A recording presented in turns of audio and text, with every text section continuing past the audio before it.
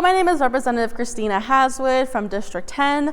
Welcome to Week 3's legislative session recap, and also happy Kansas Day. So I'm actually standing in front of the Brown versus Board of Education mural. It really shows today how far we have come and how far, we'll continue to fight against the inequalities of Kansans. It really brings to light the Kansas motto, ad astra per aspera. So the House and Senate Democrats kicked off Friday morning with a joint press conference regarding the constitutional amendments banning the right to abortion in the state of Kansas. HCR 5003 passed the Senate Thursday night. It will be placed on the August 2022 primary ballot. All Kansans will be able to vote on it. If the constitutional amendment passes the ballot, it would expand the legislator's powers to control a woman's bodily autonomy and strip away their rights to choose what is best for themselves and their family. It's up to us now to ensure that all Kansans maintain the right to a bodily autonomy. So tell your friends, tell your families, tell everyone to start making that voting plan right now for the August 2022 primary ballots. We want to continue to also vote in every election and every year. On Thursday, HB 2008 that I co-sponsored with Representative Dr. Punkawi Victors passed the House unanimously. HB 2008 provides the Attorney General, coordinates training for the law enforcement agencies on missing and murdered Indigenous peoples.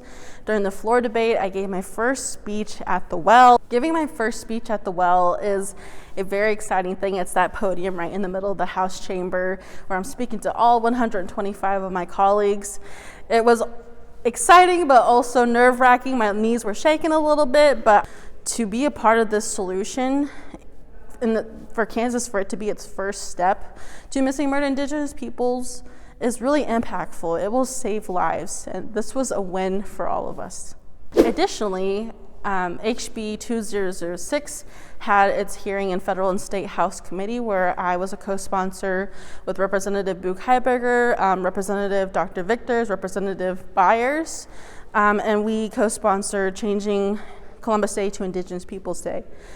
This was also my first oral in-person testimony where I emphasized on what it was like to grow up as an Indigenous woman here in the state of Kansas, as also the great things that my community in District 10, you all are doing to continue to make sure that we change this holiday to Indigenous Peoples Day to celebrate our resiliency, to celebrate our history, to celebrate our culture with a holiday.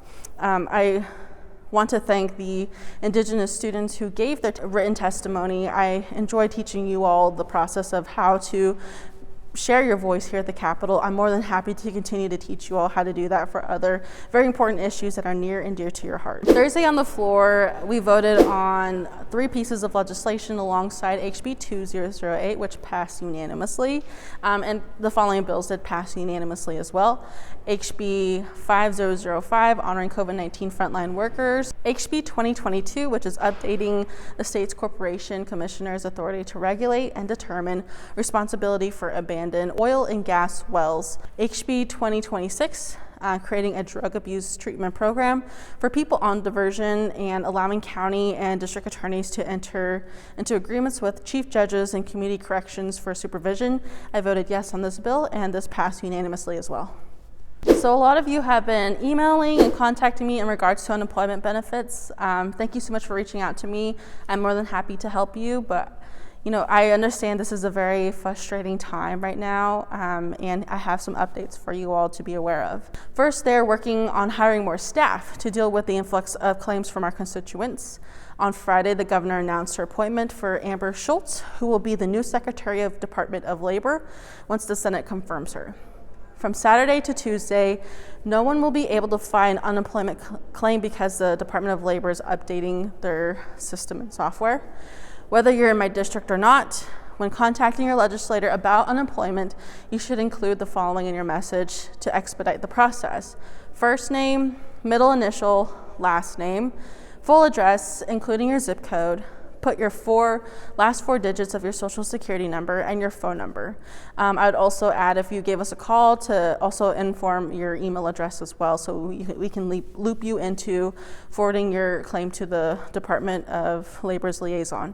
I also recommend going to the kansaslegislator.org website and look up your representative and senator on the right-hand side to see which legislators you should contact. You can email them, call them, whichever you can get a hold of, and most comfortable option for you. So there are 3 more bills regarding firearms that had hearings in the federal and state committee on Wednesday. So we had HB 2058, which expands concealed carry to out-of-state folks who may otherwise be prohibited in Kansas from carrying a hidden loading gun to now doing so. HB 2059 lowers the age of concealed carry to allow 18, 19, and 20-year-olds to carry guns in public places. This does include our public colleges and university campuses. HB 2089 would allow the Attorney General to expand concealed carry permit cards during the state of emergency. A vote in committee hasn't been held on these bills yet, but I expect they will be soon.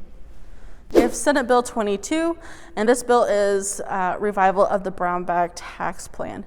During a time of economic uncertainty in the midst of the pandemic, it is necessary for working Kansans to receive tax relief rather than giant multinational corporations.